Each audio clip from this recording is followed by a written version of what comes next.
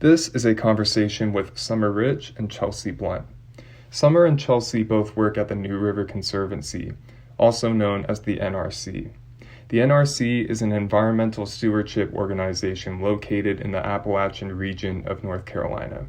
It advocates on behalf of the health and protection of the New River watershed as well as its surrounding water systems. In this interview, we discuss some of the biggest threats to the health of the New River ecosystem, as well as some of the proposed activism that can help mitigate these effects.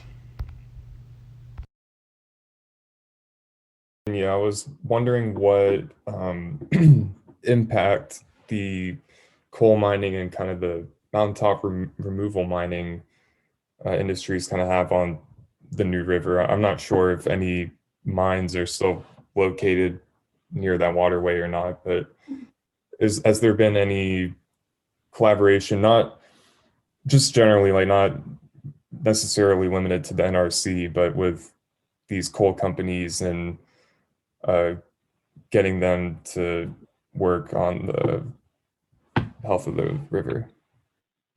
Indirectly, yes. We certainly, we certainly don't work directly with any companies like that, but indirectly, we have worked with federal agencies during their comment periods to voice our concerns. And so that's definitely it's a frustrating way to go about it, but it's definitely kind of the only way to go about it. You don't want to roll up to a company kicking and screaming about something because they're not going to listen to you.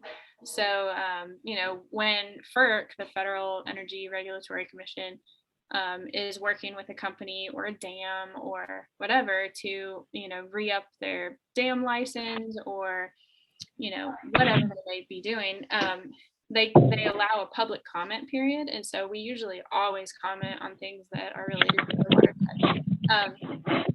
Not so much coal mines, but their saline ponds and things like that are what affect the New River more. So most often, the only place to put slag, which is like a byproduct of coal mining, is in a floodplain because it's really the only flat place in the mountains, right? And so we have a lot of slag ponds and coal ash ponds in floodplains, and that directly affects the New because when it floods, there's always the potential of that water coming up into the coal ash pond or the slag pond, mixing with the river water, and then receding and taking all that stuff with it. So, it's definitely a concern, but we don't work directly with them. We'll just voice our concerns kind of through these federal agency opportunities that we're given.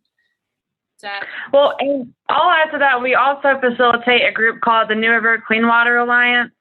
And it mainly focuses on researching the water quality, which will be affected by the type of stuff that you were just talking about. And then we'll publish our findings to kind of educate the government agencies who can influence the policy. So again, not directly, but indirectly by doing the research and publishing it, we're encouraging people to do the right thing, take the right steps. Exactly. Yeah, and I think that was the video I watched for my politics class was students here at App working with the ARC, the Appalachian Regional Commission, and I know they do a lot of ecological work. And so to wrap this up, I wanted to ask you guys just, I know this, this is another difficult question, but what do you see for the future of the New River, like in terms of optimism, maybe a little more skeptical, like in terms of all the work you've done up to this point, how are you guys simply feeling about the state of the watersheds and so on and so forth? That's a good question. Actually, our Clean Water Alliance group that we helped facilitate, back, what year was it, Summer? Was it like 2010? I know we're working on it. Yeah.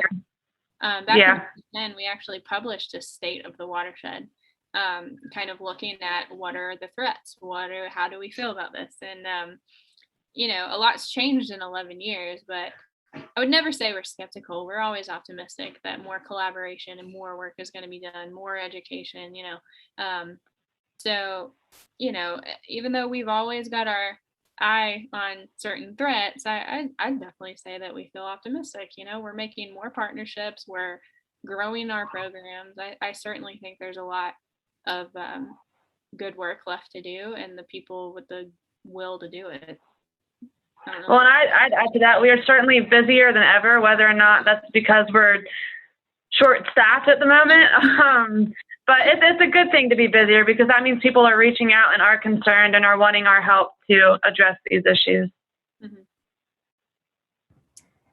Yeah, on a personal note, I would have to agree with that, certainly. And the reason why I wanted to ask that, I suppose, is just coming from a journalism background, I feel like sometimes the discussion can be very negative and sometimes a little toxic. And so I think it's good, as you guys said, that when you actually kind of embed yourself in these organizations, you can see just the sheer volume of work that's being done and the positive trajectory that it's on. So on that note, I'll let you guys go.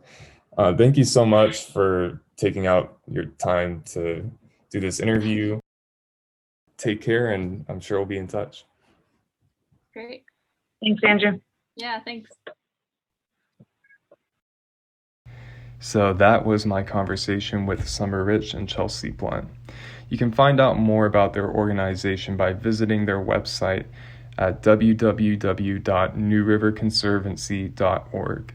That's www.newriverconservancy.org.